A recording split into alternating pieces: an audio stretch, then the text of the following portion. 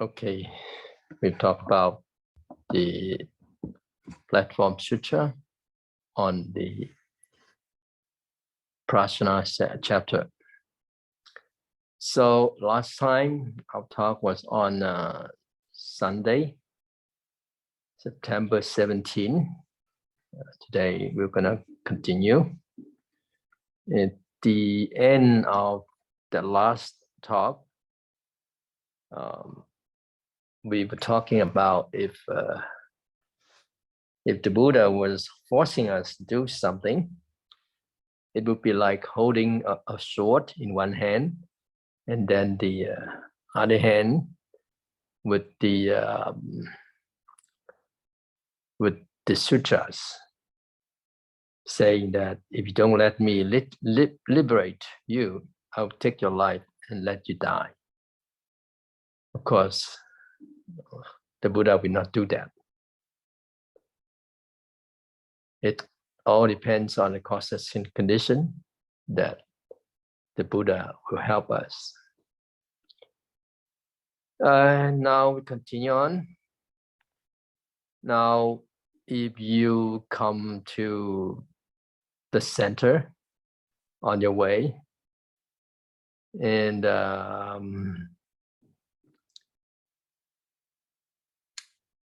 no one had cleared the road before, how would you come here? And if there are rivers and mountains in between, do you have to feel the river and level the mountain before coming? That we all know that no, we won't do that. So mountain, water, trees, and plants are all obstacles for us.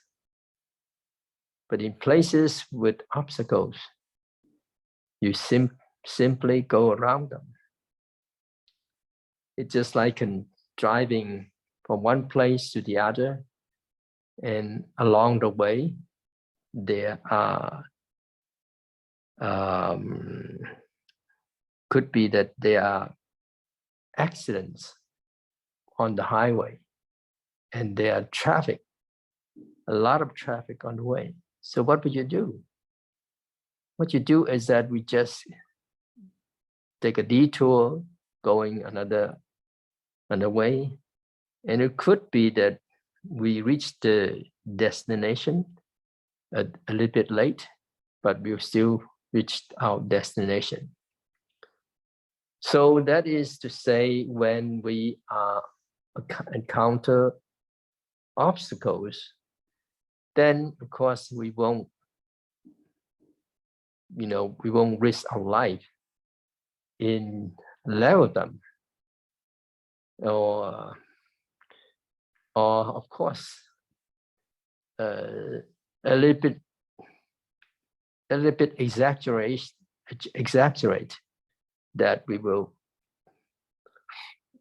use the so-called extraordinary power, like the Monkey King,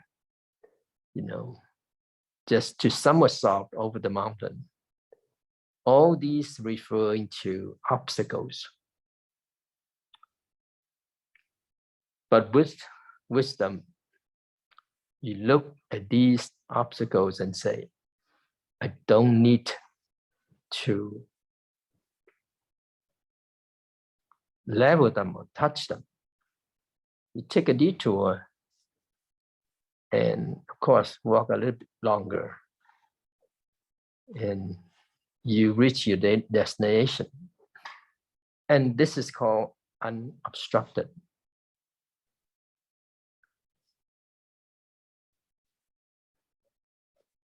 The meaning of unobstructed understanding does not imply the absence of obstacles. It just means there are obstacles, but we are not obstructed by those obstacles. Instead, we avoid those obstacles and still achieve our goal. That is what unobstructed means.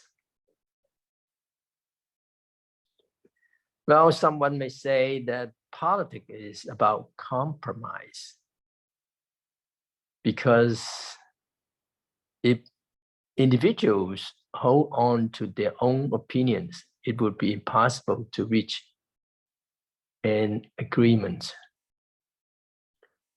It is necessary for each person to give in a little to each other. Well, in the beginning, everyone wants to gain 100% benefit. But due to the opposing views, settling for 40% is also a form of compromise. And in fact, compromise can be seen as overcoming obstacles. Wise persons should handle both troubled matters and benefiting sentient beings with an unobstructed approach and mindset. Therefore, they should not see those who are not in accordance with Dharma or do not align with their own intention as insurmountable obstacles. But what should you do when faced with an impassable obstacles? You should not try to break through it directly. Just take a detour, and if even you cannot achieve your goal today, achieving smaller goals is still progress. And after reaching the smaller goals, you can continue towards the larger goal. This is also considered unobstructed. So don't think that unobstructed means everything will be smooth sailing, effortless, and everything will progressing smoothly. That is incorrect. Unobstructed means using wisdom and compassion to temporarily bypass obstacles and gradually reach our goals.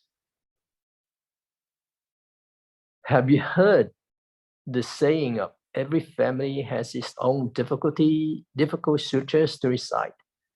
Well, this is the saying of in Chinese. Now, the reason it is difficult to recite is because obstacles are there. Say, for example, generation gaps between father and sons, emotional gaps between spouses. Now, these obstacles exist due to gaps.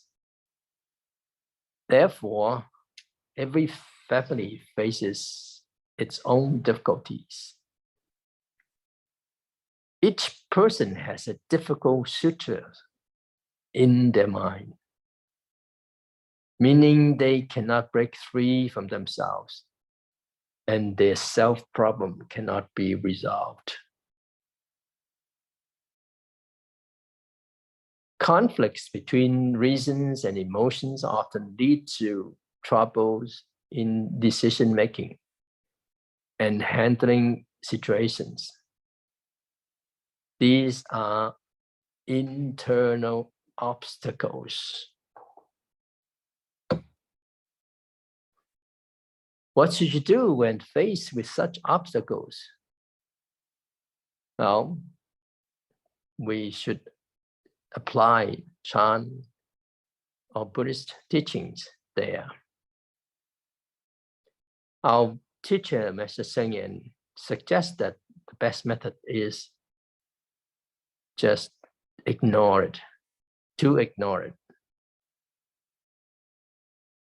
Now, some of you may experience situations where you encounter intense emotional distress and find yourself unable to solve it. In such moments, You may seek someone to talk to vent your frustration, hoping to feel a little better afterward. However, sometimes the problem remains unsolved. The inner turmoil persists. Well, for some of us, you may resort to drinking. Upon awakening, after being drunk, you may find that the problem has been forgotten, as if it disappeared. Many people have had this experience. However, we know that this approach is not healthy, and we don't advise you doing so. The best method is to remind yourself with a simple phrase: just ignore it. Temporarily set it aside and see what happens.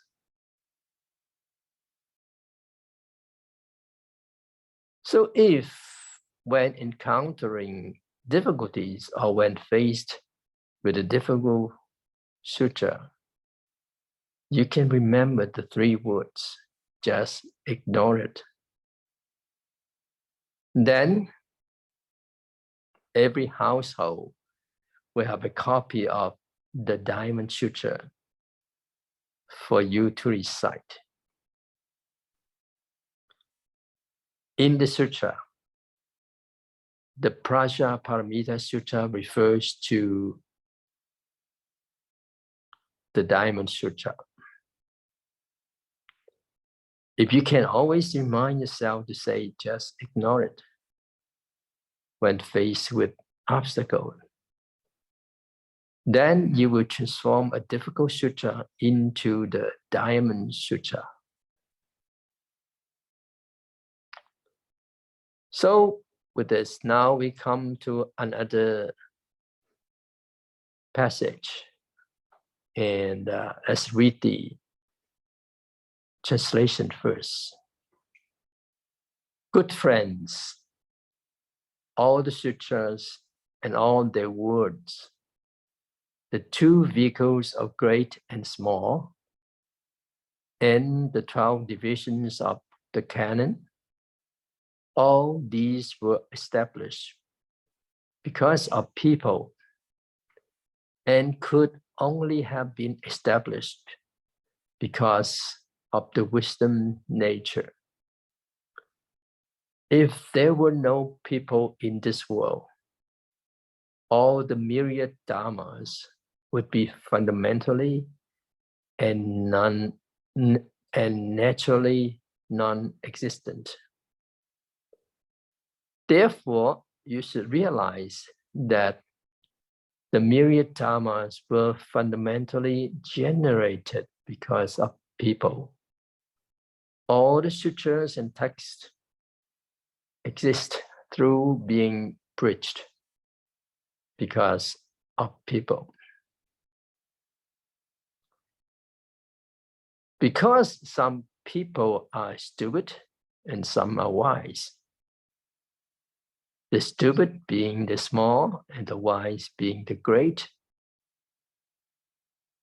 The stupid ask questions of the wise, and the wise preach the Dharma for the stupid. When a stupid person suddenly becomes enlightened, his mind opened forth, he is no different from a wise person. So let's elaborate more on this. This is the direct translation. Well, when it translates into English, it's a little bit easier to understand, but still we need some explanation of it. So, virtuous friends, the Buddha has expounded many teachings and left behind a vast collection of scriptures. All these scriptures, whether from the Theravada or Mahayana traditions, can be broadly categorized into 12 divisions, known as the 12 categories of scriptures. These teachings were spoken to various audiences with different levels of understanding, some with deep wisdom and others with shallow wisdom, some with profound spiritual roots and others with less developed roots. Due to the differences among individuals, various aspects of the Dharma were expounded. The Dharma itself did not inherently exist. It arose because of beings. Without sentient beings, all phenomena would not manifest. Thus, it is understood that all phenomena arise due to sentient beings. The scriptures themselves were also spoken into the existence because of individuals. Within the realm of sentient beings, some are ignorant and foolish, while others possess wisdom. Those who are foolish are considered small-minded, while those with wisdom are considered mature. Since the foolish do not know, they must seek guidance from the wise. The wise share their knowledge with the foolish, who upon hearing open their hearts and achieve understanding. Consequently, even though one may have initially been ignorant, upon encountering the Buddhist teachings, they cease to be ignorant and become equal to the wise. So that is the elaboration from the translation. Now we need to explaining some more about certain terms in those paragraphs. First is about the 12 categories of scriptures. Now this term referring to the various textual style or genres, a kind or type of Buddhist scriptures. And it does not imply that there are exactly 12 individual texts. These 12 categories encompass all the different types of Buddhist scriptures and can be broadly classified as follows. Regardless of how the teachings are categorized, whether they are spoken for individuals with sharp faculties or those seeking personal liberation, they are all established due to people. These 12 categories of scriptures encompass all the teachings found in the Buddhist canon, and all the principles and truths discussed in these scriptures are inherent within everyone's nature. According to the Mahaprajna Paramita Sutras, The names of these 12 categories of scriptures are as follow. 1. Sutra. 2. Gaya. 3. Gatha. 4. Nidana. 5. Itivrtaka. 6. Jataka. 7. Atudadama. 8. Apadana. 9. Upadesa. 10. Udana. 11. Vaipuya. 12. Vyakarana. All the names, probably we just remember something about Sutra because we heard it often in Jataka. But the other, another one is Gatha. Yeah, maybe out of 12 there, we just have the 3 are often heard by us. So these categories cover a wide range of teachings and literary styles found in Buddhist scriptures, catering to the diverse needs and capacities of practitioners. Each category serves a specific purpose in advancing one's understanding and practice of the Dharma.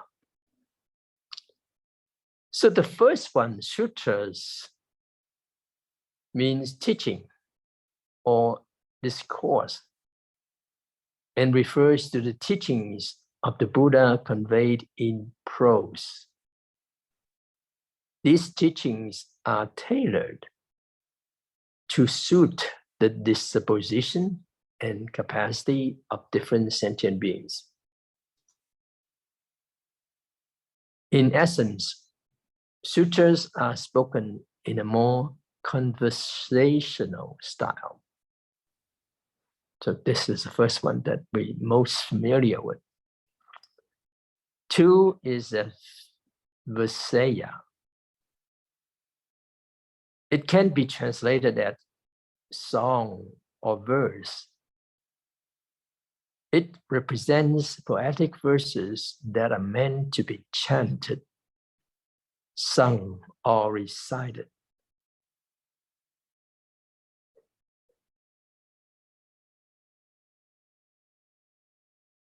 And it is like Chinese poetry, categorized by its use of sound and rhythm.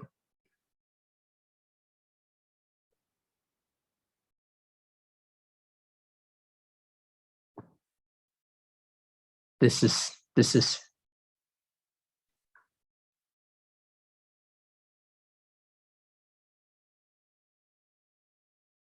yeah, this is also called Gaya, that we said it before.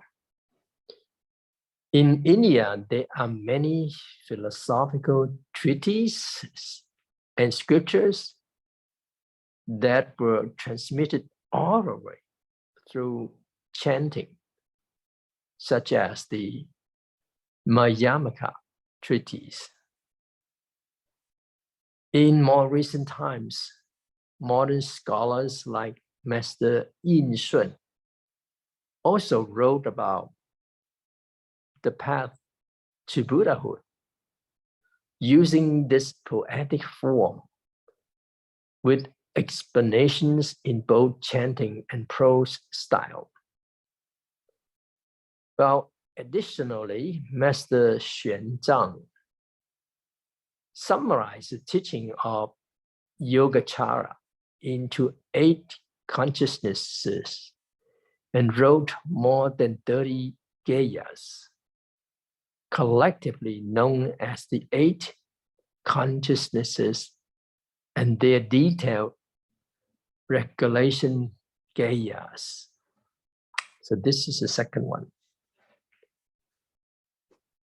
The third one is Gatha, means stanzas or verse. It refers to short poetic verses like quatrains, a stanza of 4 lines. An example can be found in the Diamond Sutra, where the verse, all conditioned phenomena are like a dream, an illusion, a bubble, or a shadow, like dew or a flash of lightning. Thus, should you perceive them, it is considered a gatha. This form of verse can be likened to Chinese poetry's quatrains or pentasyllabic regulated verse. Now, when we translate into English, while I was reading it, all conditioned phenomena like a dream, an illusion, a bubble, or a shadow, like dew or a flash of lightning. Thus, should you perceive them, it is not much like in that so-called poetry form, or it is not so much that it's really conformed to the quatrains of pentasyllabic. But in Chinese, it just really exactly, it's a four like lines.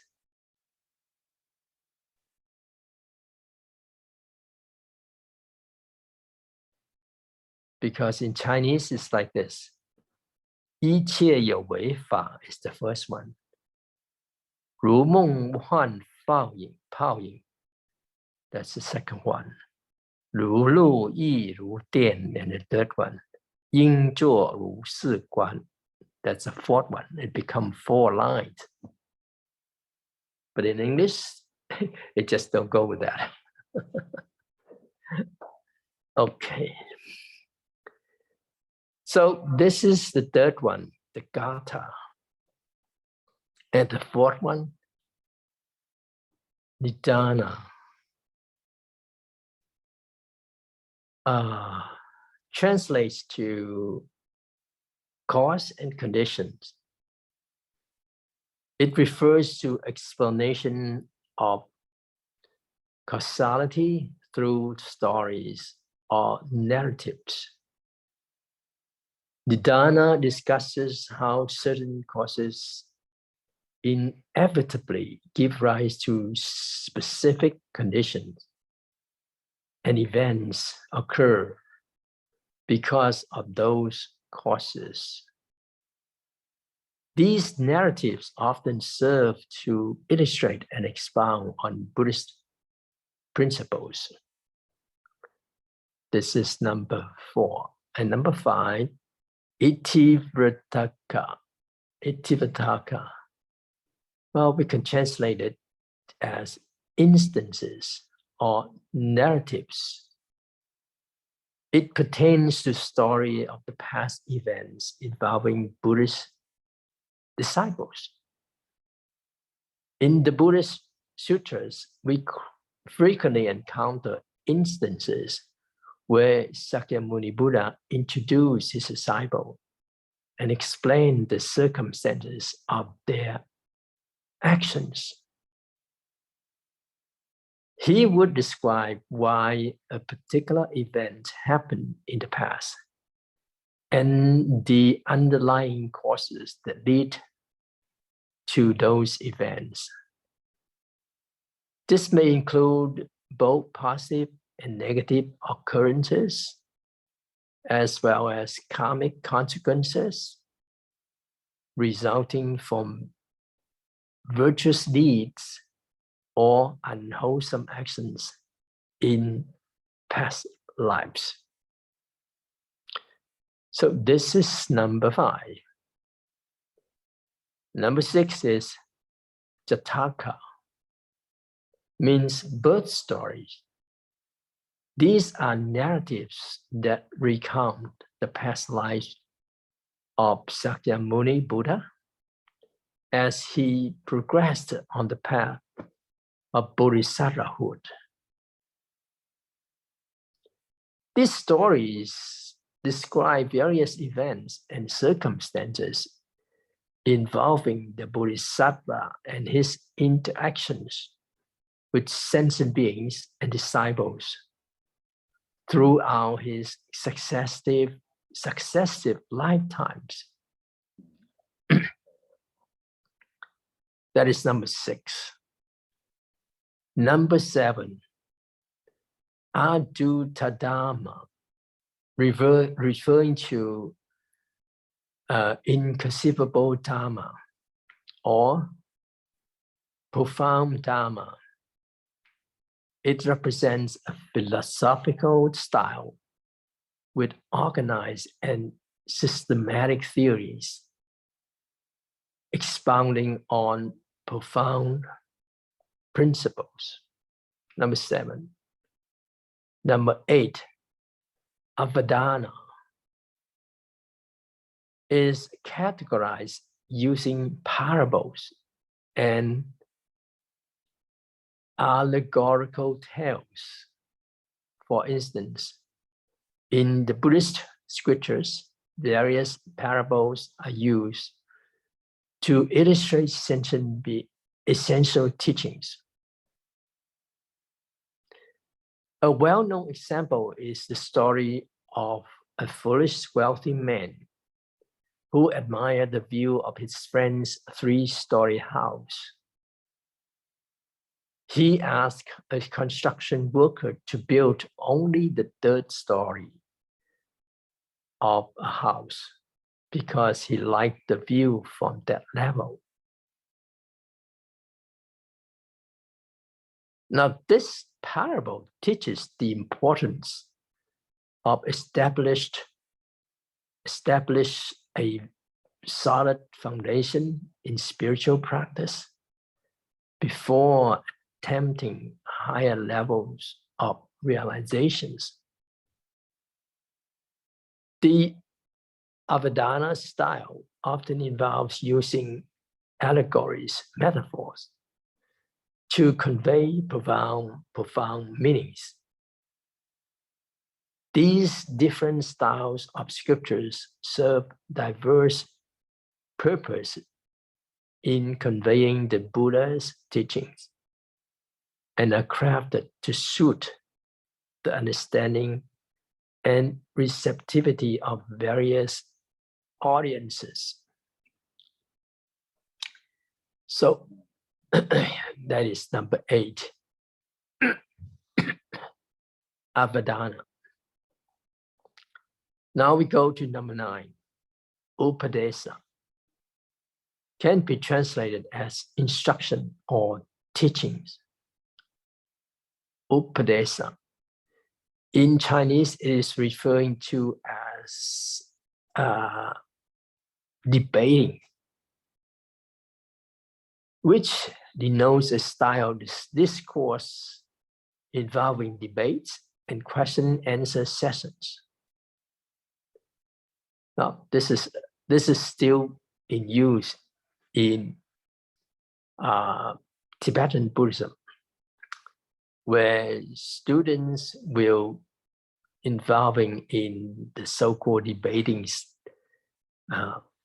about certain teachings of the sutras. That is number 9, Upadesa. 10, Udana, means spontaneous utterance or self-speaking. In conventional Buddhist scriptures, teaching would typically deliver in response to request from disciples, bodhisattvas, or celestial beings. After the Buddha addressed a specific question, the disciple might ask further questions and the process continue. For example, in the text like the Diamond Sutra, Surangama Sutra, Vajrajadika Prajaparamita Sutra, the Samdhiminmong Sutra, the Sutra of Complete Enlightenment. The Buddha's teaching were prompted by questions from disciples or bodhisattvas. The answer to individual questions were then compiled and interconnected, with one central question serving as the focal point, resulting in the formation of a sutra through a series of question-answer exchanges. This style is known as question and answer. Now, on the other hand, the Udana style represents sutra that consists of spontaneous teaching, given by the Buddha without any specific questions being asked. The one that we know of is the Amitabha Sutra. It's a prominent example of this style. In the Amitabha Sutra, Sakyamuni Buddha directly begins speaking without any apparent request or questions from others. An example of this style is also found in various discourses within the Agamas, where the Buddha spontaneously delivered teachings without being prompted by questions. And this style is prevalent in the Agamas. So that is number 10. Vaipuya means extensive or profuse, plentiful or abundant. It is also known as the expanded teaching. In the Chinese Tripitaka, there is a section called Vaipuya Division, and one of the most renowned sutras in this category is the Avatamsaka Sutra. Other sutras belonging to the Vaipuya division include the Earth Store Bodhisattva Sutra, Amitabha Sutra, Medicine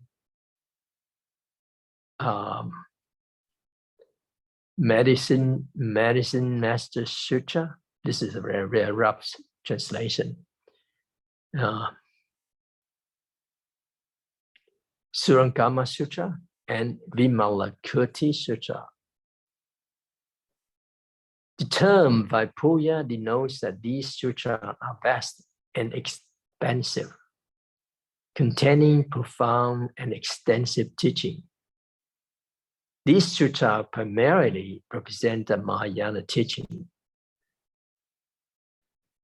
specifically the ultimate teaching of the Mahayana.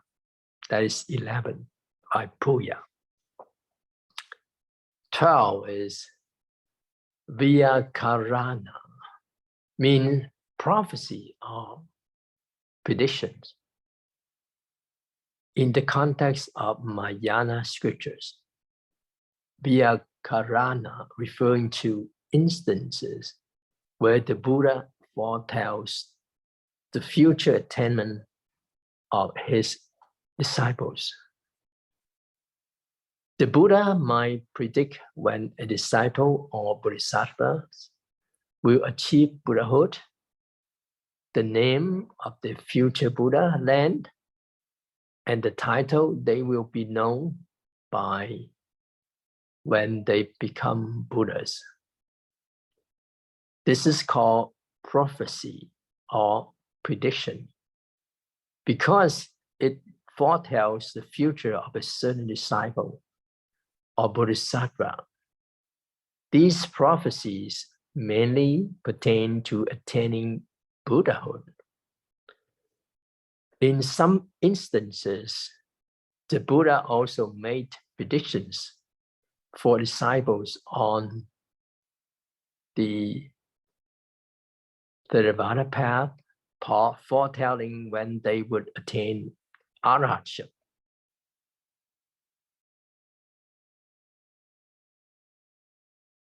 The term Vyakarana can apply to prophecies regardless of whether they pertain to Mahayana or Theravada practitioners.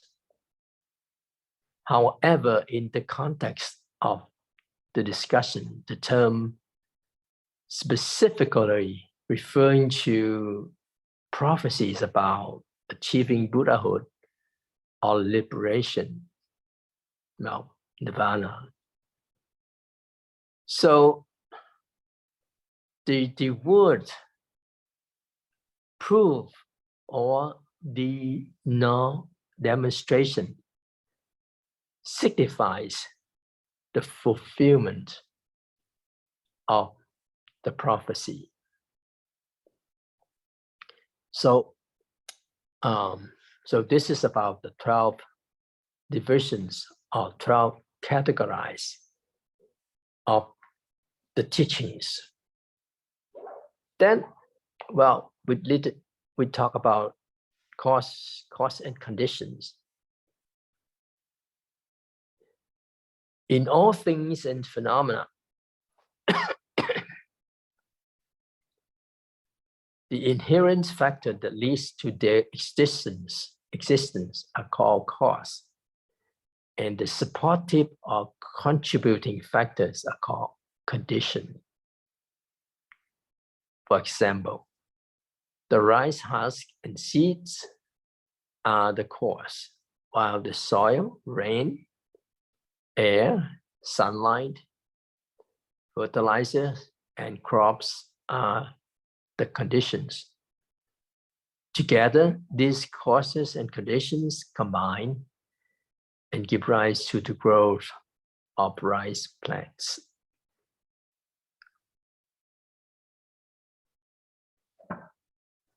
So what is the purpose of the Buddha's teachings in the 3 baskets, which is the Tripitaka and the 12 divisions of scriptures?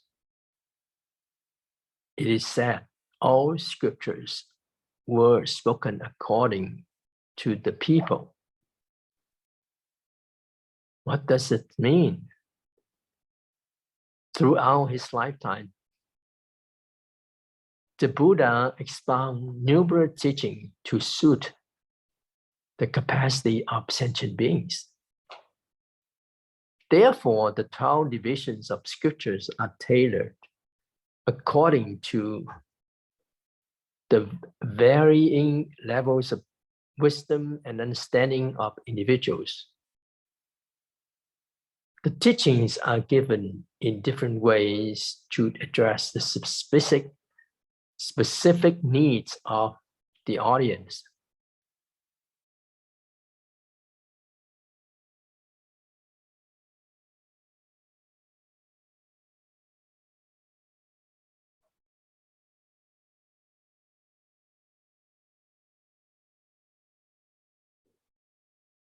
Furthermore, some scriptures may encompass various style and content, containing several categories found in the 12 divisions. Say, for example, the Lotus Sutras includes prose, which fall under the category of sutra. It also contains verses, recitation, and other elements. The Lotus Sutra also discusses causality in a well-known chapter called the chapter on the assurance of the future Buddhahood. Hence, it also covered the aspect of Vyakarana.